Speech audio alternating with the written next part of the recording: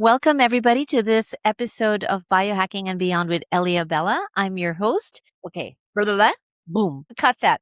Welcome, everybody, to this episode of Biohacking and Beyond. And today we are joined by Ashlee Newberry, who uses Germanic New Medicine and PSYCH K in her practice. Ashlee combines these groundbreaking approaches to uncover the biological and emotional roots of disease and reprogram limiting subconscious beliefs, and her holistic methods have transformed countless lives. Let's dive into her unique approach and hear some inspiring stories. Welcome to the show, Ashlee. Thank you, Ellie. So glad to be on and be in the hot seat for once instead of interviewing other people. That's right. That's right. Exactly. And I've always been so curious about your own practice because I know there are also parallels with mine. And I would definitely love to get insights on how you practice it. But usually what I start with is, Ashlee, what if we were to meet young Ashlee? Would there have been signs of, you having tendencies to doing what you're doing today? Or is there no connection whatsoever if we connected the dots backwards? That is a great question, and one I don't think I've ever been asked. Well, I guess I've always had a tendency to want to help and support other people. I think it unfortunately stems from quite a traumatic childhood, and wanting to support people in the way that I didn't feel like I was supported as a young person and a teenager. And so that always drew me to the things like that. Like I've always done babysitting and watching kids. And then when I was in nursing school, I worked as a nurse's aide in a nursing home for 5 years.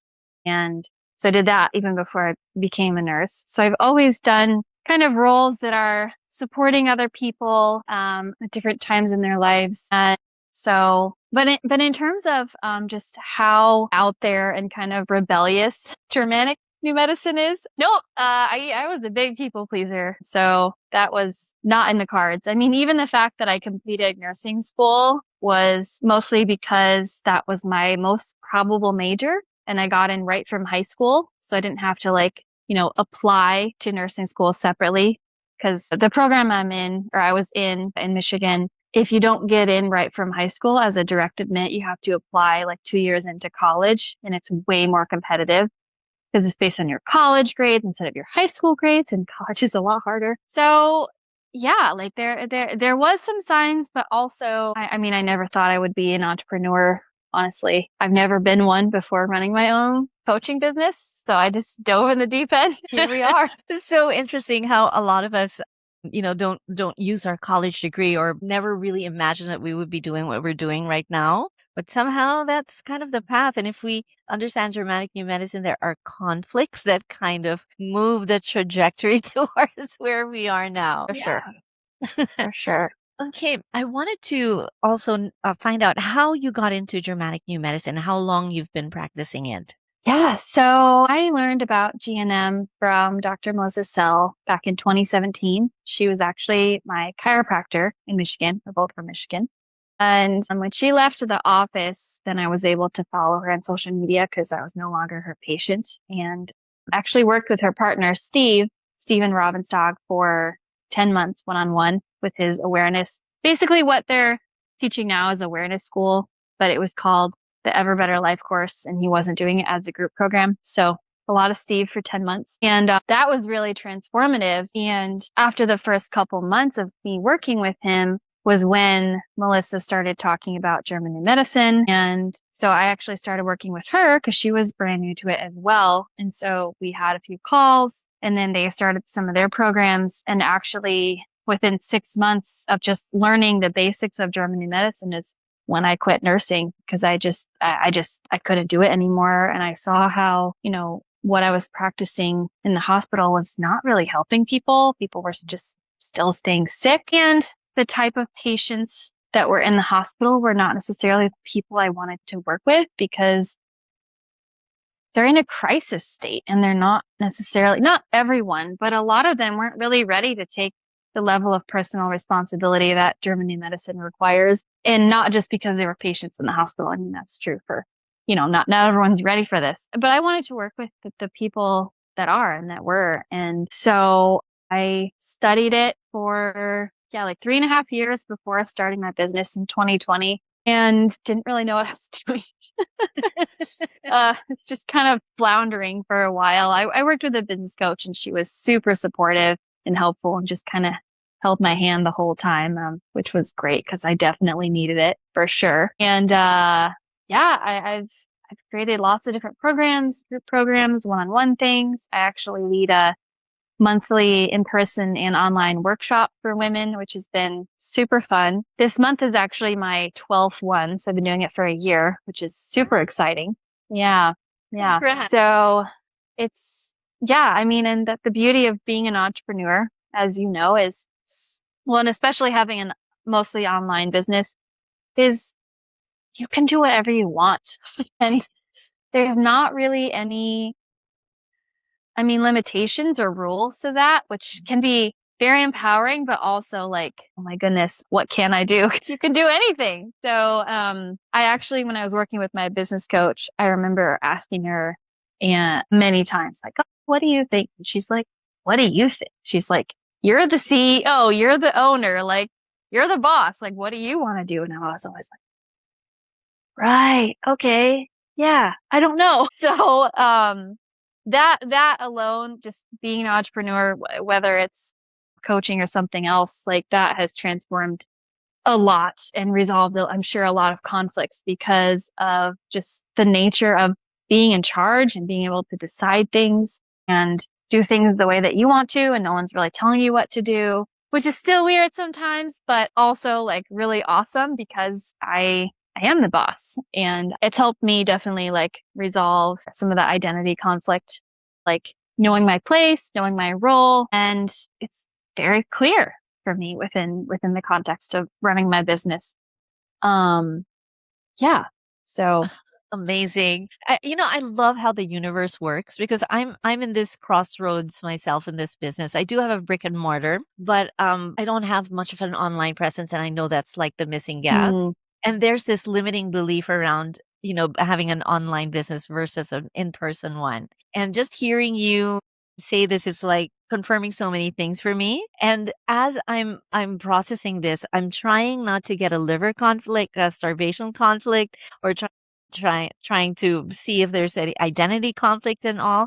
So you mentioned these conflicts. So I wanted to check, being a longtime practitioner in GNM, were you able to kind of trace back your own conflicts and constellations and kind of mapped it out how you got here? Yeah. Oh yeah. Yeah.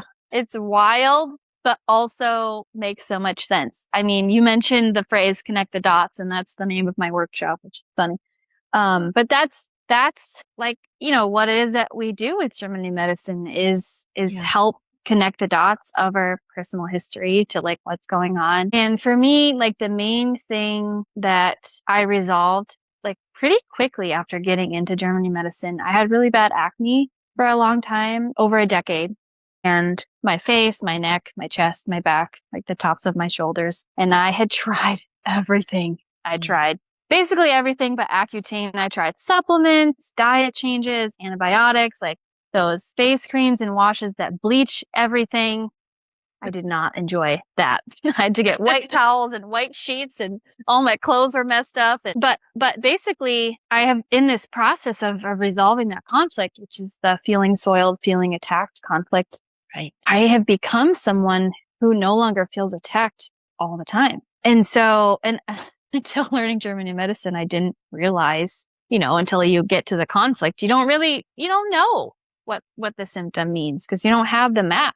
Right. And so, and then with actually the pimples themselves, then that caused more like feeling gross, the feeling soiled. And then it just became this perpetuating cycle. And then I remember, I was just talking to a friend about this the other day. When I worked in the nursing home, I had some patients that, make some comments about my skin, and patients that can't even get themselves to the bathroom by themselves. And they're like commenting on my skin. And basically this one patient, Loretta, she's long since passed away, but she's normally very sweet, but like, I don't know why, but she always had to make comments about my skin. And it was really hard for me because then I felt attacked again. And so it's like this constant lens of seeing every interaction through the lens of oh, I'm being attacked. Until learning that that was the cause of my acne, it like didn't make sense, right? And so now it was like I am setting myself up. And this was when I was like 18, 19, so before I knew Germany medicine. But looking back, it's like, oh yeah, I constantly felt attacked. I constantly then felt gross because of the pimples, and it was just this whole what came first, the chicken or the egg? And it just kept perpetuating itself. And within 6 months or maybe 7 months of working with Melissa, I like resolved it. And now I rarely have a pimple. And honestly, if I hadn't resolved this conflict, I wouldn't be a coach. I wouldn't be able to be here doing this video chatting and being in front of, with our podcast, like thousands of people and, putting myself out there, because I also had a lot of self-devaluation and feeling bad and feeling not good enough because of my skin, and then translated to many other things, but especially with the skin stuff, because everyone can see it. Yes. Everyone can see, like, quote, like, what's wrong with you? Right. And that was really hard. I mean, I used to wear turtlenecks in the summer so I could like cover as much skin up as I could. Didn't try out for choir solos because I didn't want everyone looking at me because my skin was so bad. And even though I knew I could do it, I was like, oh, I totally have this in the bag. But I'm like, I don't want everyone looking at me during the tryout, or then every time we practice that song. And then during the concert, it's like you literally have a spotlight on you. And I was like, oh, no bueno. So it held me back from a lot of life just because I just felt so bad about how I looked. I was not confident, was very shy and quiet, if you can imagine that. No, I can't.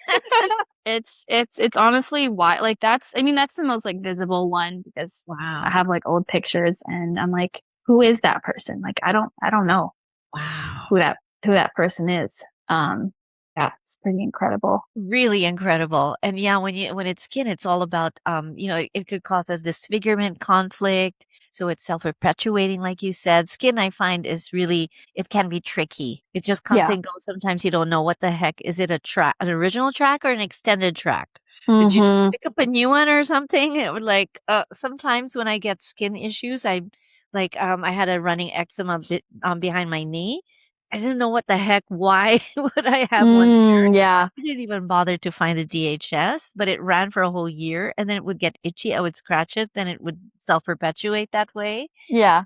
And now it's completely gone. And I didn't even know what the heck the DHS was. And well, sometimes there are DHSs like that just leave it. GNM, your body's just healing you. Just let it heal you and, just leave it. Cool. Did you have any of your own SBSs or sensible biological special programs that were kind of really in severe healing phases? Did you experience any severe healing phases because you knew GNM, you kind of wrote it out and just let it be? Yeah. So I haven't had my CT read by Dr. Sasha yet, so I'm not 100% sure exactly what the epicrisis was, but last fall, have you talked about well, I guess what you do is with constellations, so probably have. So, well, Abigail has a whole order of things to do on our podcast. Right. Just checking in. So last fall I had a really big healing crisis. I resolved over a decade-long nympho constellation, which is the female sexual constellation. Yeah.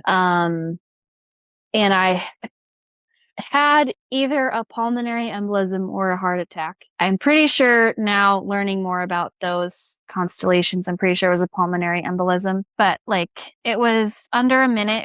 Feels very similar to a heart attack. And I got like a little short of breath, and it was just really like painful. And I'd been having some like chest pains and stuff leading up to that.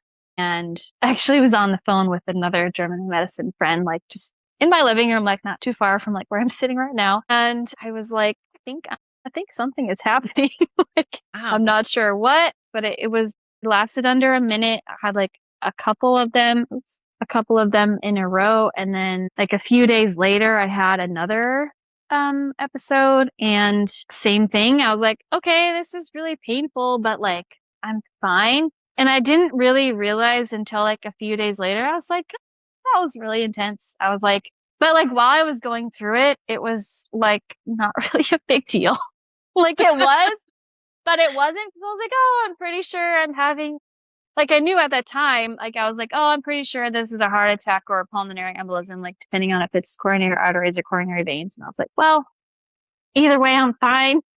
And like, I'm not going to go to the ER. I'm not going to like, and I don't have the anxiety constellation. So like, I rarely have anxiety about things or health things, especially like, it's just, I just don't go into that one.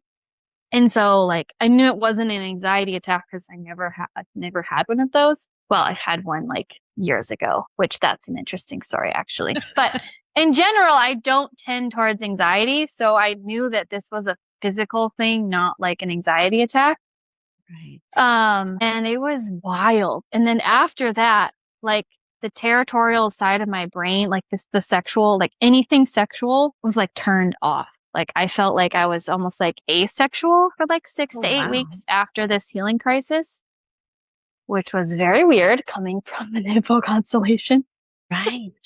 I remember watching this show. I don't remember the show name, but it was something with Dwayne Johnson in it. And I was like, oh, this is going to be like some funny show. Like he's funny, just like comedy. Within the first 30 seconds to a minute of the first episode, there was like this very graphic sex scene. And I literally turned off the TV, like threw the remote down. And I was like, what was that? Like, what just happened? And I was almost like, it like scared me or like that, like, it was just like, because it was like a light switch had been turned off and there was honestly space for so many other thoughts. I did not realize how much of my brain space had been taken up by like sexual thoughts, and not always about like a specific person but it was like just so much space in my brain taken up. And that's what the constellation is for, so that you can have sex to reproduce, which will then resolve it. But then if you're just thinking about it all the time, it's very distracting and kind of, I didn't realize how much, but it's almost debilitating. Like, I'm like, how did I get anything done ever? Like for the last 14 years. And so like that part of my brain was just like open and there was nothing in there. It was like, I felt like there was so much like time and space to like do things and focus on other things. And also just to like, just be and just be like quiet. And, but for that time period, like right after, especially, it was, it's almost like, and once I get my head CT right, I'll have Dr. Sasha like confirm some of this. So this might not be like, this is just my experience. But it was almost like I was a child, like a pre-adolescent child, because anything sexual was very like it was like my brain didn't have a way to understand it again. Like it was like my innocence had been restored, and anything, like I stopped listening to like the music that I was listening to. Like my clothes have changed a lot, like what I'm interested on TV, like the way I'm dressing, the way I'm putting myself out there, the way I'm talking, the way I'm moving, like literally I am a different person. And I think because of all of that, I actually think I had another identity conflict because I resolved the nympho. So I was like, wait, who am I without this constellation? Like, I don't know. And so it's been a very interesting, because that was, I guess, like 10 months ago, the big epicrisis resolution. And so it's been a very interesting almost year since that, because it was such a stark contrast to what I had basically known since I was a teenager. And so it's still been revealing itself in like how to be in my business, even because I'm a lot more feminine. And so I don't necessarily want to be promoting all the time. Like it's harder for me to be putting myself out there all the time. But with the nympho constellation, it was really easy. It was easy, right? Oh my gosh. That's so amazing. Yeah. So many thoughts come to my mind. And recently I did also have a consultee for GNM who I knew exactly that she resolved a nympho constellation. It's an ongoing thing with her partner, and they resolved something really heavily.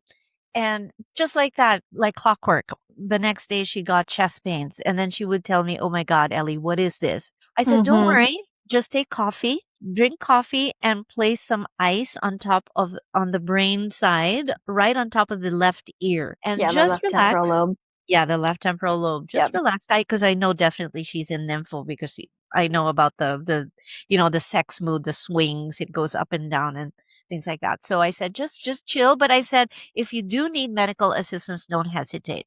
But for now, you're okay. You're going through a healing crisis, and you'll be fine. And just I told her, just monitor it and keep me posted every day.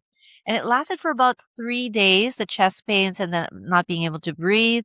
2, 3 days, and it's been a week now since, and she's fine, except that she has absence once in a while. So she'll have little disease spells once in a while because that's in the ectoderm layer. And other than that, she's fine. She's okay. It would have been like a real crisis if she had gone to the ER and they would have kept her there, taken more tests, diagnosed her with so many other things, and it's such a downward More spiral. conflict shocks. Yeah. More conflict Yeah. shock.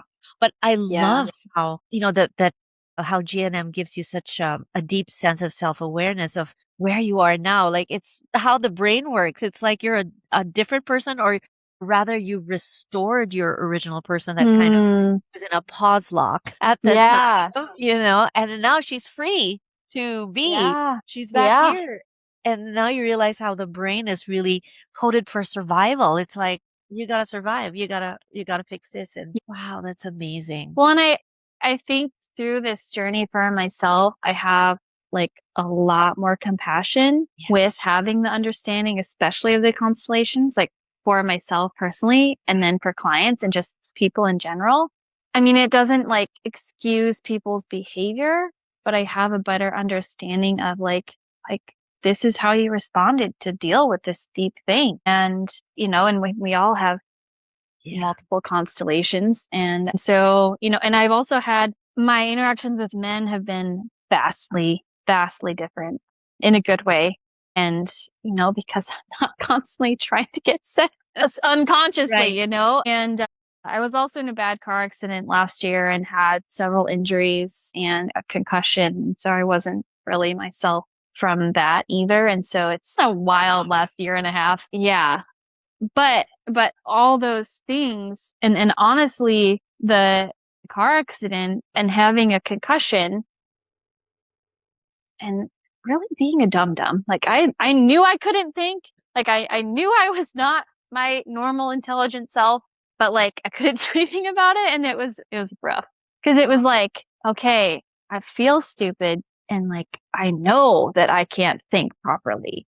Um and everyone else knows it too. But like that, actually, I had a neck injury, which is then funny because I had a concussion. So, the neck is all about intellectual self devaluation. So I'm like, of course, universe, this is not funny, but it's funny. And so I had to just kind of separate myself from putting my value and my worth into my intelligence because it was just gone. Right. I mean, I couldn't even think one day ahead. I couldn't, like, my processing skills, ability to plan for the future, or just even to think about the future existing was just like gone. But I know that having that time and just having to really be and not being able to do a lot. And I was also in a lot of pain.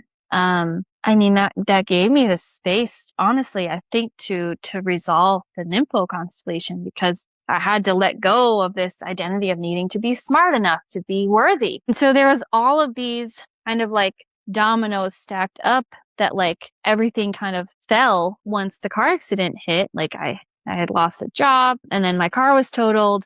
I ended up moving after the accident several months after, because my living situation was not great. And then because I was home all the time. So it's like all this stuff kind of floated to the surface to look at and to face. It was not comfortable by any means. But honestly, I can look back now and I'm really thankful, because I don't think that I definitely am grateful for having the knowledge of GNM before the accident, because I probably would still be dealing with symptoms now. I'm sure of it.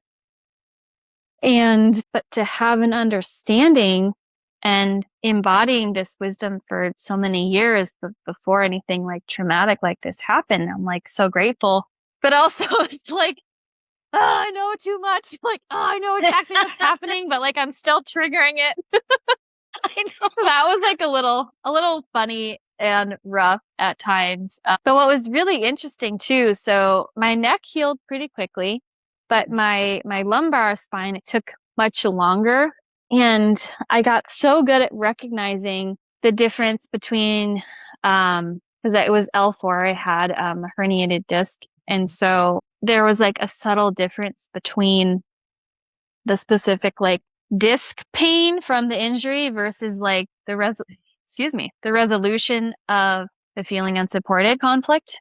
Like it was slightly different. And so that was interesting and has been interesting to like pay attention to. And that just this feeling like I needed too much help and I wasn't going to get the support. And so I had like actually have a little bout of it today, just funny. I haven't had pain in months and I was like, okay. But it's very mild. It's like a 2 out of 10 versus like 8 out of 10, Okay. which was mostly what it was a lot of last year. Wow. And so, it's hard to live. And I've never been a chronic pain person. Like I've never really had a lot of like physical pain over the years. I mean, emotional, but physical pain. And so it changed, like having the knowledge of GNM and understanding, okay, why did I have the injuries I had? Like, why was my thoracic spine fine? Wasn't affected at all. And then, the concussion on top of it was just hilarious. Not hilarious, but I was like, okay, just way too on point, universe. You can stop now. Right?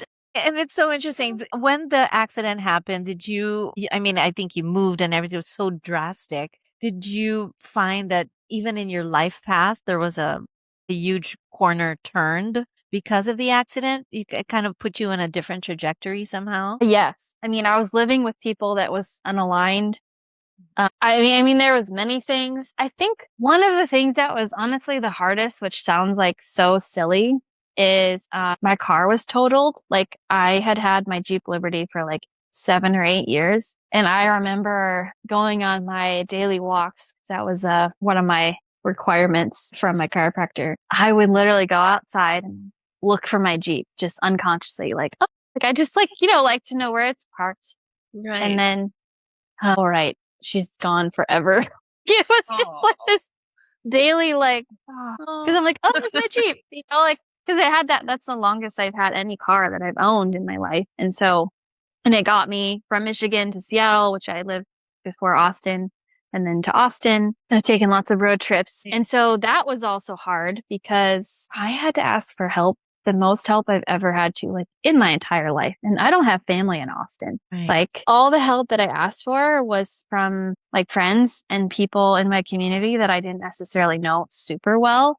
But I was like, well, I need the help. So I'm going to ask, I'm going to ask 100 people if I have to until someone is able to help me do what I need to do. And so that lesson was not the way I wanted to learn that, but Yes. I got really good at asking for help. And then knowing what the low back conflict is, the feeling unsupported, feeling like the support you need is too much for what you think you deserve. It's like, it just didn't matter. It was like, well, I need help doing my laundry. I need help cooking. I need help getting to the grocery store and getting food. Like, I mean, I couldn't, I mostly lived in my bed in the bathtub. So, so it was just very humbling. Yes. And also I've been like so pleasantly surprised by the people in my community that have shown up and that did show up. And literally one of my really good friends now, like she checked in with me almost every day. Like would text me, how are you? What do you need? And we'd only known each other for like, I don't know, like 3 months before the car accident, like not very long. And, so like so many people in my community that just really stepped up. And one of my friends had taken me, he like brought me groceries, took me to an appointment, and then also like took me and we got lunch. And, because of the accident and my car being totaled and I couldn't really work, I needed rides because Uber, like paying for like cars or taxis is like just adds up really fast. And so it's just like, yeah, people were willing to help me. And I think what all of this I've learned from is who's willing to show up for you when you need something instead of me always being that person for everyone else. Like if I need help, who are the people that are going to help me and that I deserve and I deserve the help that I need. That was finally matched. I think before I was comfortable asking for help, but like 10% of what I needed, or like I can mostly do it by myself, but maybe I need like this last little like to get me over the hump, you know? But last year it was like, I need help with everything. I can't do anything. And I just kept asking until I got the help. And so that was way easier to get over because it was like, well, I just need help. Like it doesn't matter like who it is. I just need this specific thing to be done or to like someone to get me to the grocery store and, whatever. And so it gave me many opportunities to practice the asking for help. And because I really needed it, I just got over myself really quickly. And I just didn't care. And then also because of the confession, my ability to people please was just like gone. It was wild because the ability to care about what other people thought of me was just like at 0%. Wow.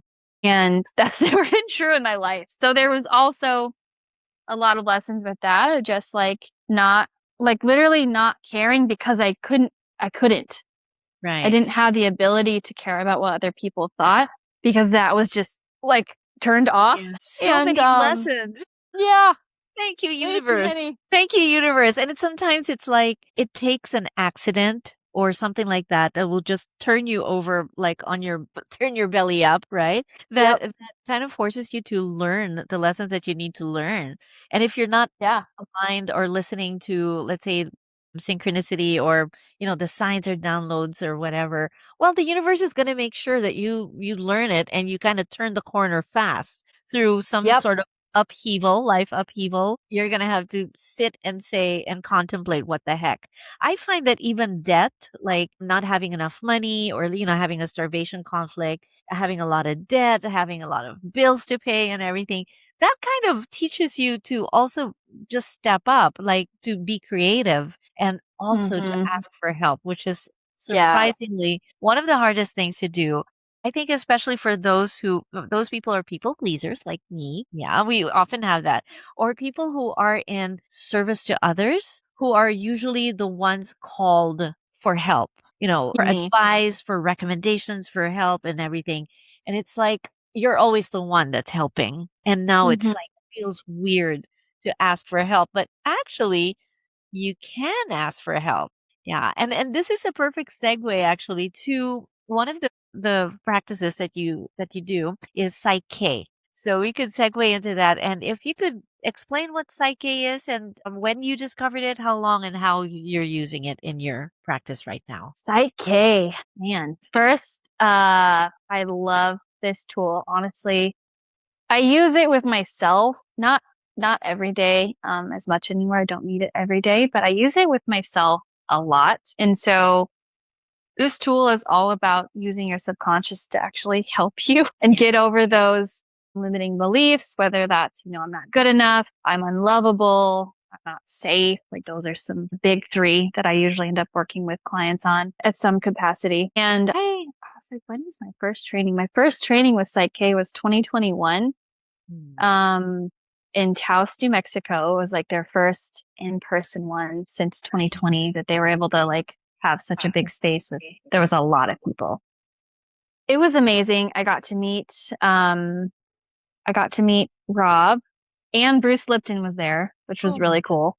He is a ball of energy. Oh my gosh. Running across the stage. And I was like, oh my gosh, I don't know. He's like 70 something and maybe older than that. I don't know, but he was like a little ball of energy.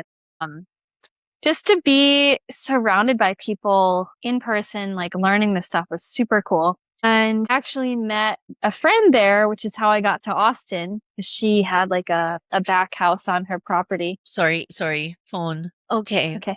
No, it's okay. So do you want me to restart that part? Yeah, sure. So I'm just texting somebody who's in my. It's a fun ringtone. Sorry. Wait. Okay. Sorry. We can restart that part. That's okay. So I took my first PSYCH K training in Taos, New Mexico in 2021. Okay. And I got to meet the creator of PSYCH K, Rob Williams, and Bruce Lipton also did a day of teaching on basically the biology of belief on like the title of one of his books, which was just super cool. Not like I lived my life like my head's in the sand, but I didn't really know who he was before this training. I was like, this is like, he's like really famous. Super Really. duper. I mean, before getting into GNM and like just more of the healing arts or holistic stuff, like I just hadn't heard of him. So that was really cool. And I met a friend there that lives in Austin, and I hadn't renewed my lease, and my lease in Seattle was up like 1 month away, like when I went to the New Mexico training. And so I drove with a friend. We took a road trip from Seattle to New Mexico, and I didn't know where I was moving to next. And at this training, I met a friend that had like a mother-in-law house on her property, like behind the big house. And she had a young daughter. And so I actually ended up moving to Austin in October of 2021 and trading for like rent with like watching her kiddo. And so that's how I got to Austin. I knew one person when I moved here, which is crazy. I guess I only knew 2 people when I moved to Seattle, my aunt and uncle though. So that was different. But anyway, so I took the first training and then I took the advanced training, I think like a month after the first one in Seattle. We got one of the instructors to come. And honestly, doing the advanced training, I feel like was just really set me up to use this for my clients, because it's all about using this on yourself and kind of shedding all the limiting beliefs for you personally so that you can kind of be a better support for the people that you are helping and clients you're working with. It was wild.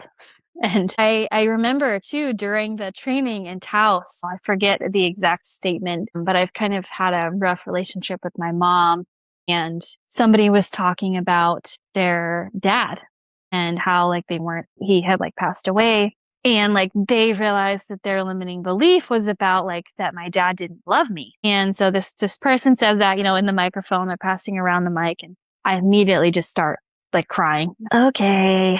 I'm like, oh, I know this is about my mom, but okay. And so we redid the statement and like to like, my mom loves me, or my mom has always loved me, something like that. And I remember the woman I was working with, she was like, oh, well, like you should call her. And I was like, no, it's like, I'm not ready for that. I was like, I need to work on more stuff myself before, I kind of try to repair things with her. But yeah, both the trainings were really transformative just for me personally.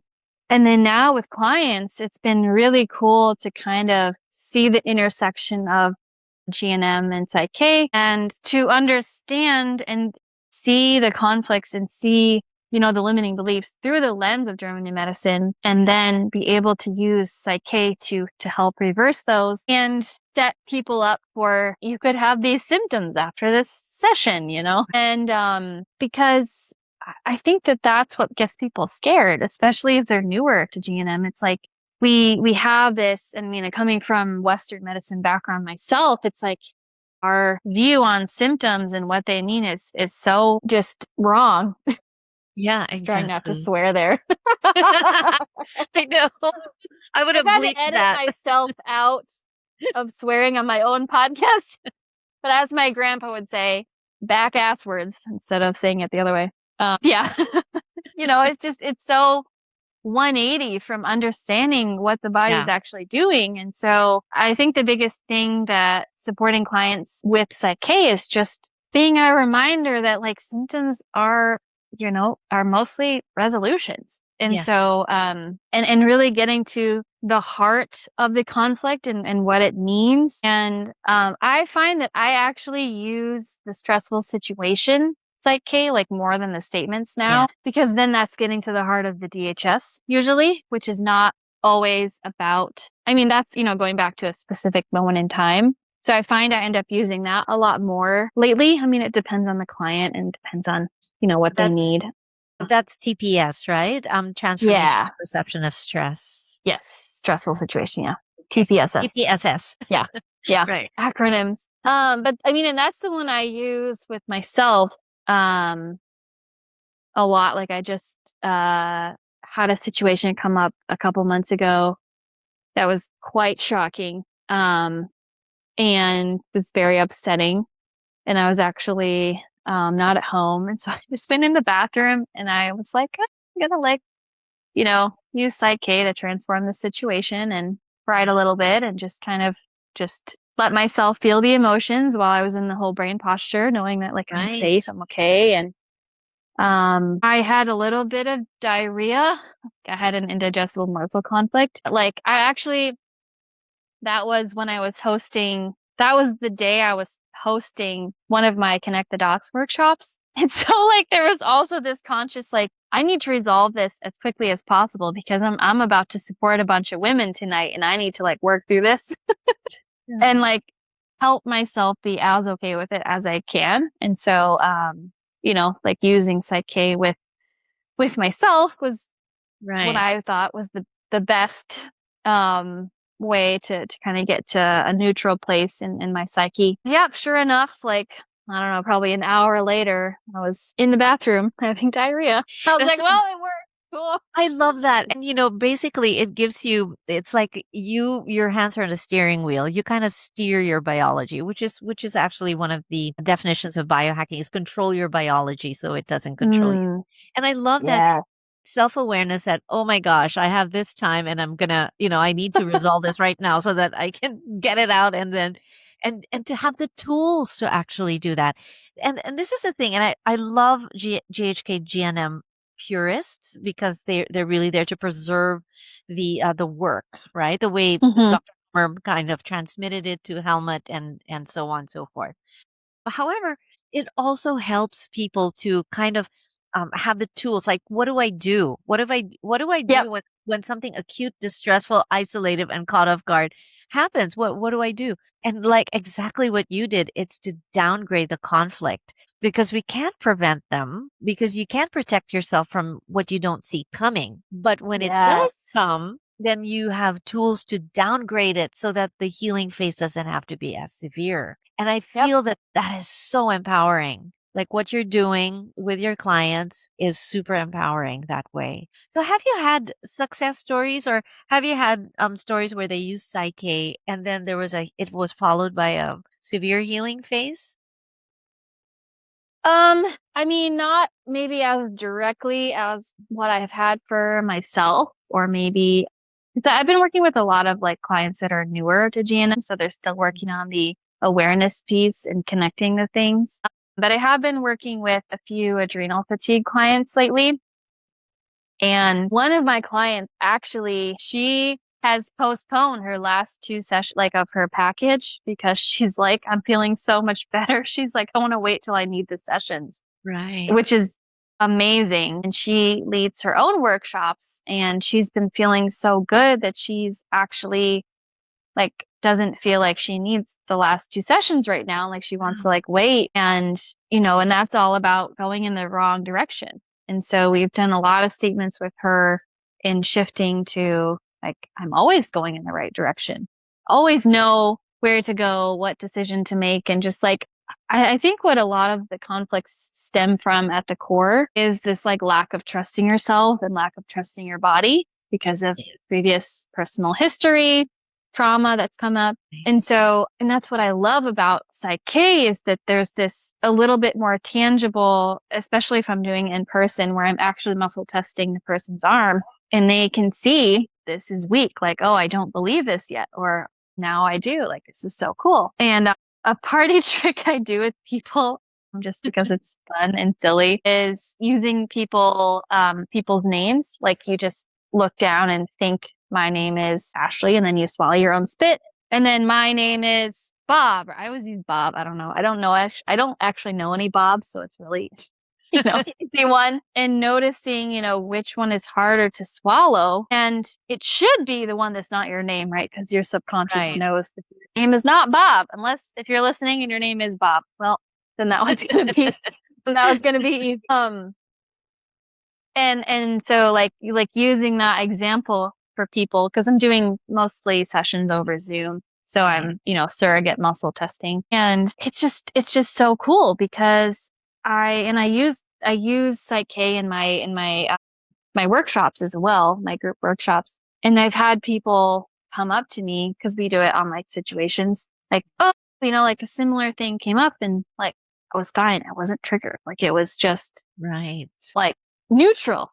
And I'm like, yeah, that's exactly what it's supposed to do. So that's been pretty cool. And actually I have had, now that I'm thinking about it, I have had some clients resolve some intense territorial marking conflicts after doing PSYCH K and have a lot of burning while peeing, like UTI symptoms. And I think one of them was in the conflict for a while. It was about some housemate situation. And so to see that, and then also to see the behavior change, because I mean, the whole point of resolving conflicts and getting to the root is like, then like I was saying about the acne is like, then you become a different person. And with the territorial marking conflict, you become a person that can just quote, mark your territory with your words. And you don't need to essentially pee to mark your territory. So that's been a really cool transformation to just see people transform before your eyes. And people that are new to GNM, they don't realize that as they're talking and sharing what they're going through, they're revealing their conflicts. Like you're revealing your innermost relationship to your body, to yourself, to who you are as you speak. And so getting more competent and comfortable and just practice with the language that people are using to describe things in their life. It's like, yeah, that makes sense that you're having this symptom. Like, and it's, I don't know for you, but it's hard for me to turn that off. I can't really turn it off. So even when I'm hearing like friends or family, and I asked for consent, which I did not do when I was first learning this and wasn't a coach yet, didn't have a direction for my knowledge.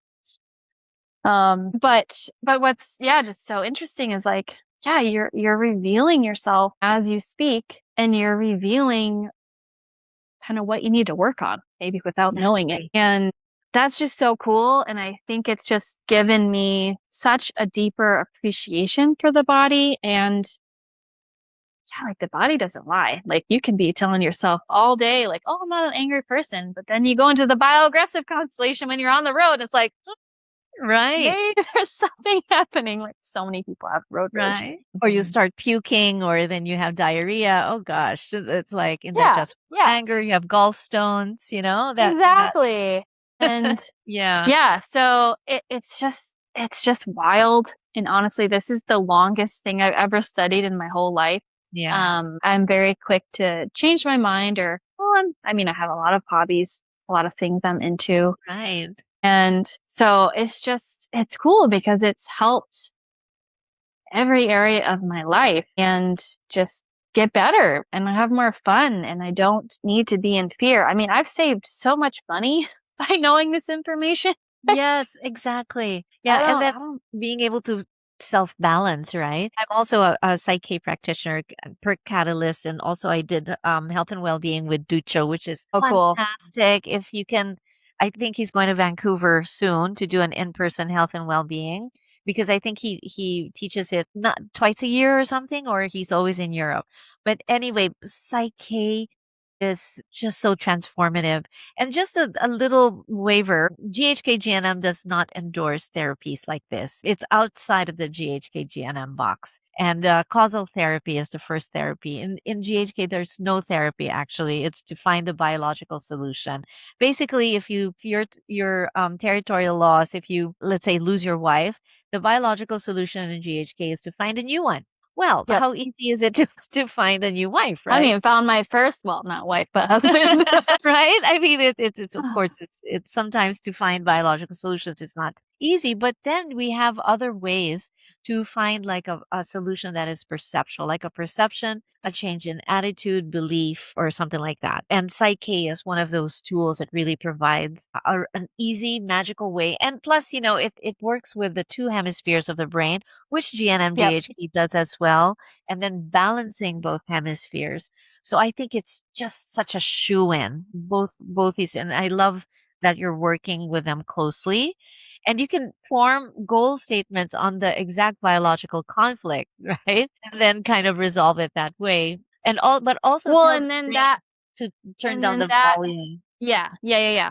Well, and just to add to that, right, downgrading, and then with the statements, then your behavior starts changing Yes. because you've downgraded it or fully resolved it, and then you're sending your brain, your psyche, a new message, and you're doing it differently. And so even if that's not it's a perceptual resolution, if you still need a more biological resolution, that can help you get there as well. Like, let's say with the wife thing, it's like, right, even though in nature that is a biological resolution, like they just Yes. go find another animal to mate with, and it's Right. humans are more complicated. And Yeah. so to be able to be even ready to have that resolution and to have a new mate, to have a new, we use wife since you use that example, you need to have a new lens and perception to be able to be in a state to even want that, depending on what happened with your spouse, passing away or whatever Yeah. happened, or them leaving you or whatever. But it's like, that's not just automatic for most people. Um, then there's probably other problems going on. If it is, It's got probably to some be within, constellations in there. right. And it has to be within 9 months, or else it's a fatal heart Yeah. attack. Yeah. So it's Yeah. really complicated. It's not that simple, really. And even with that, let's say I do have consultees who have, lost territory and have gone into depression.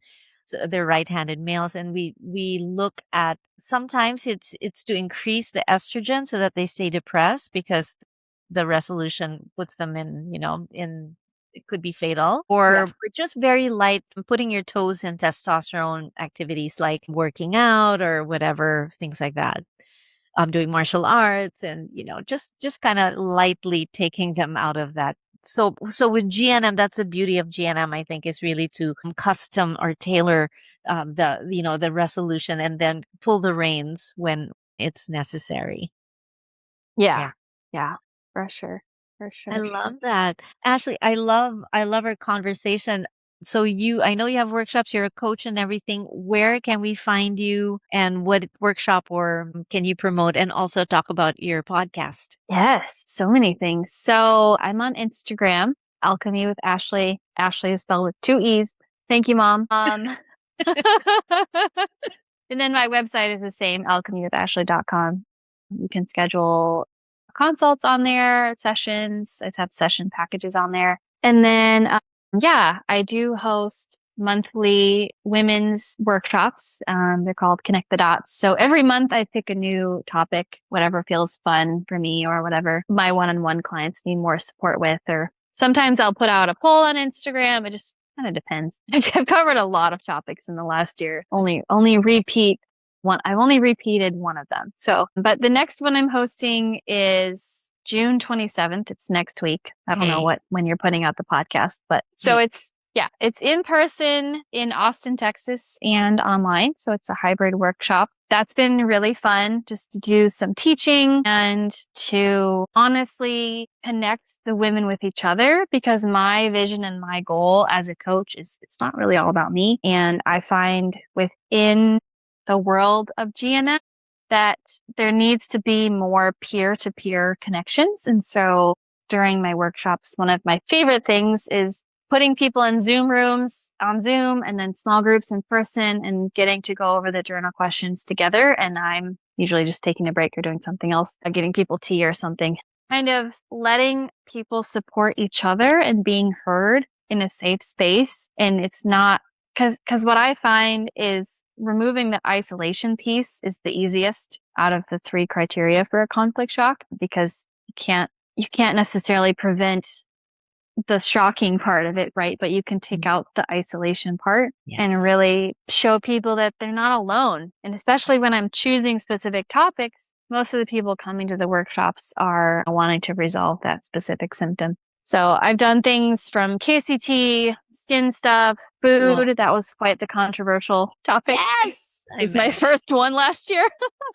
Let's just dive in the deep end. And next week's is going to be all about menstrual symptoms, PCOS, hormone imbalances. I'm doing air quotes for those of you listening. Because once you know GNM, the hormone imbalances are downstream of specific conflicts. Right. And also I'll be covering a little bit about menopause as well. So any woman of any age is welcome. And so, and then the next month in July, I think it's July 25th, when my next one is, I'm going to be covering thyroid and adrenals. So both, because a lot of people get confused on which conflict they're in. Like, when am I tired? Is it when I'm conflict active or when I'm resolving? So I'm going to kind of combine those. And a lot of women that I work with actually have both going for many different reasons, which we won't get into right now.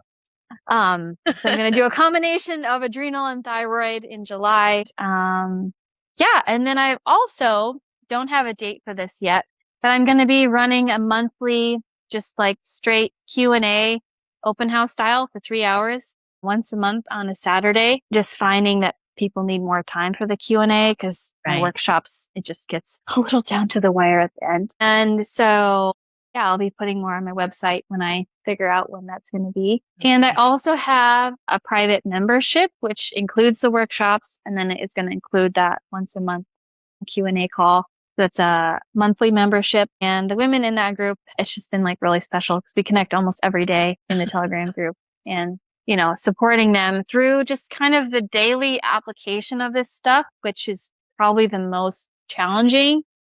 Yeah.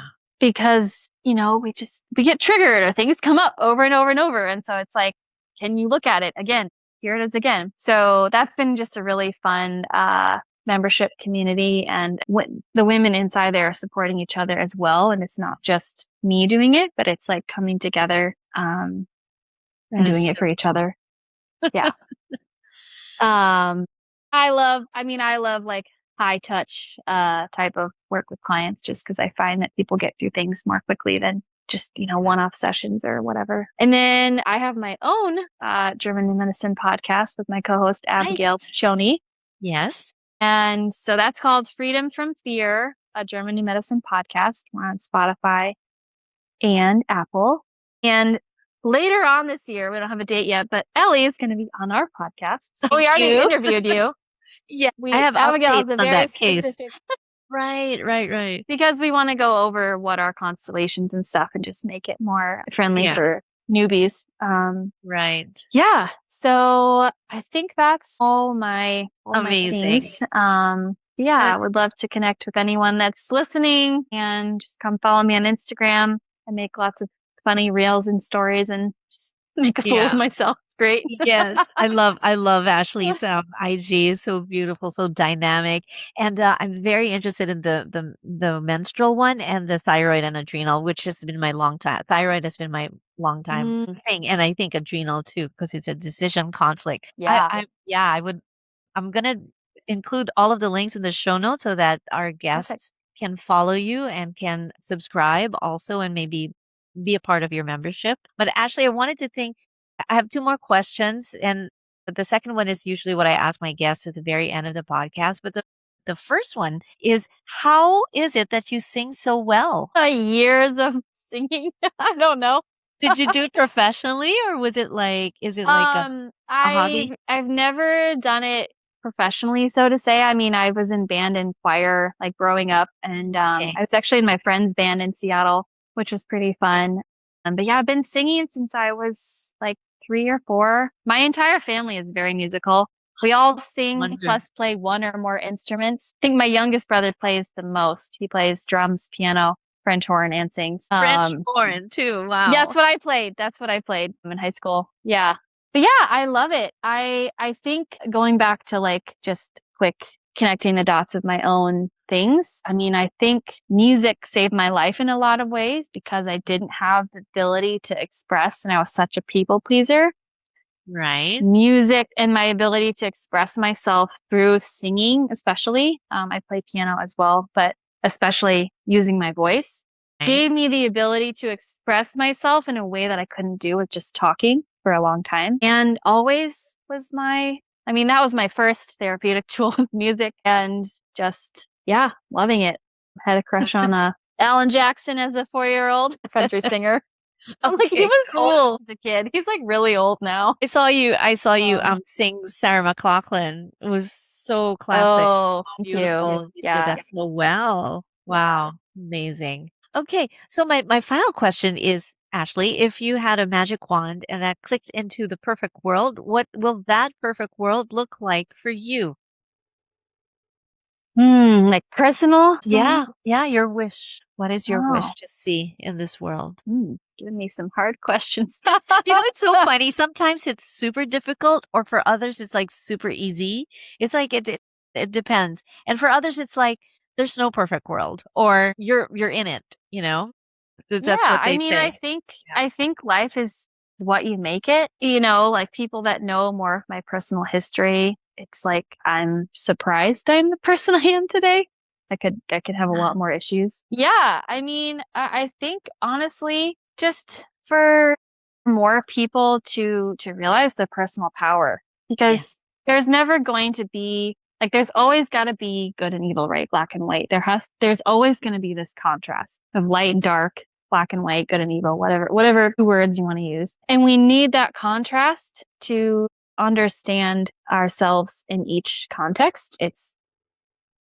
You can't have humor without going through the darkness, And so it's like Yeah. you can't laugh True. about something when you don't have this contrast of something Yeah. more deeply that's happened, to be able to see the joy in life and see the beauty in small things. When you've never had something like that happen, those people are complainers. They don't have anything to compare it to. Right. Maybe they haven't had their dark night of the soul yet. I've had enough for several lifetimes. And so, I think for me personally, just choosing to see the joy, to see the beauty, because it's there. And it's like, are you looking for it, or are you looking for something to be wrong, or something to be amiss, or are you looking for the beauty and the joy and just the magic of life? And just like, I'm obsessed with plants, one of my Love other that. obsessions. And like a new leaf pops up and I'm like, oh, I'm the so same. Oh my gosh. I love it. Yeah, that's um for celebration.